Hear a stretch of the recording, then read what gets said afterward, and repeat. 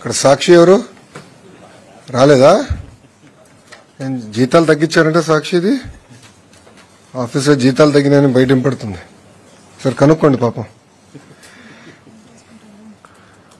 పొద్దునుంచి నేను ఇక్కడ కమాండ్ అండ్ కంట్రోల్ సెంటర్లో ఉన్నా.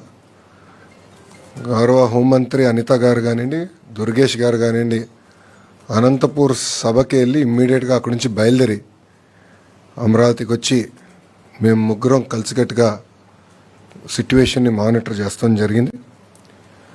దాంట్లో ఏపీ భవన్లో ఇమ్మీడియట్గా ఒక ఎమర్జెన్సీ సెల్ ఏర్పాటు చేసి ఒక సింగిల్ నంబర్ ద్వారా ప్రజల దగ్గరికి వెళ్ళాం.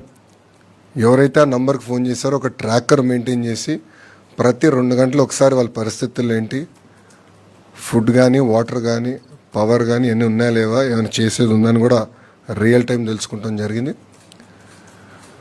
ఢిల్లీలో ఉన్న కంట్రోల్ సెంటర్లో తెలుగుదేశం పార్టీ ఎంపీ సానా సతీష్ గారు, గవర్నమెంట్కి చెందిన అర్జ శ్రీకాంత్ గారు అక్కడ కూర్చుని వాళ్ళు మొత్తం మానిటర్ చేస్తాం జరిగింది రియల్ టైం.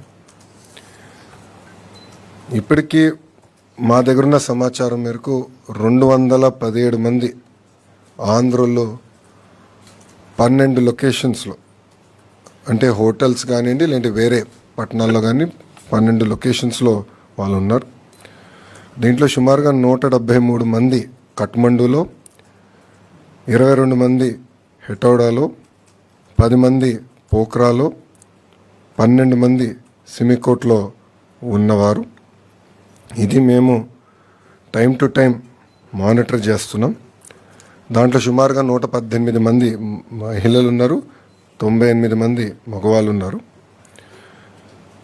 అటు ఏపీ భవన్ కానివ్వండి, ఇక్కడ ఆంధ్ర రాష్ట్రంలో ఉన్న కమాండ్ సెంటర్ కానివ్వండి, మేము టైం టు టైం అటు ఎంబసీతో అదేవిధంగా ఇతర అధికారులతో మాట్లాడటం జరిగింది.